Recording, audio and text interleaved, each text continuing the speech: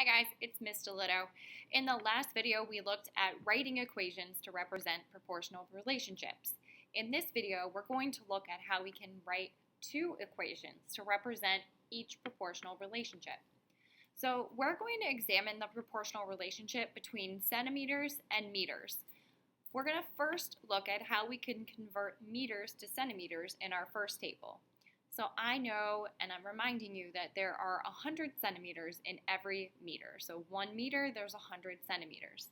So in order to get my centimeters, I'm going to have to multiply by 100.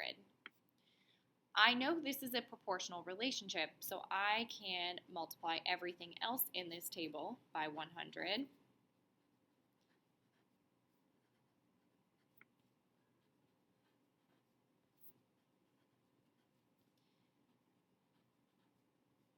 And I know because I multiplied all of these values by 100, the constant of proportionality here is 100.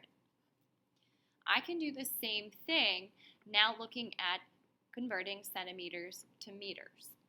So to go from 100 centimeters to 1 meter, I know I can divide 100 by 100 to get 1, and dividing by 100 is the same as multiplying by 1 over 100. And I can do that to all of the values in that first column.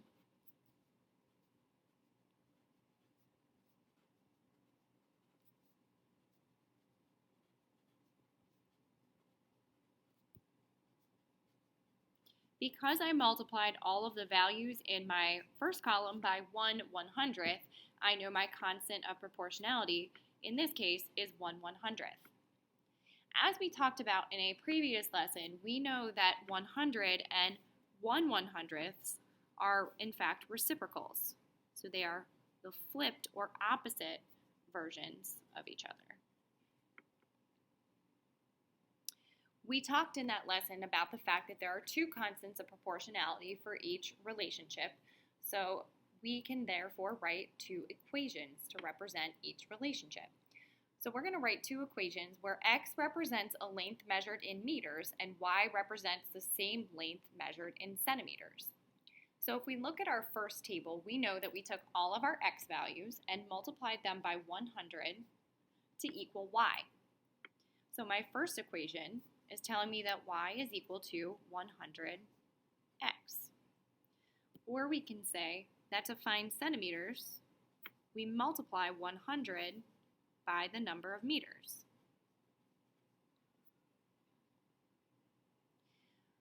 In our second table, we know we multiplied our length in centimeters, which is still being represented by y, by 1/100th, to find our length in meters, or our x.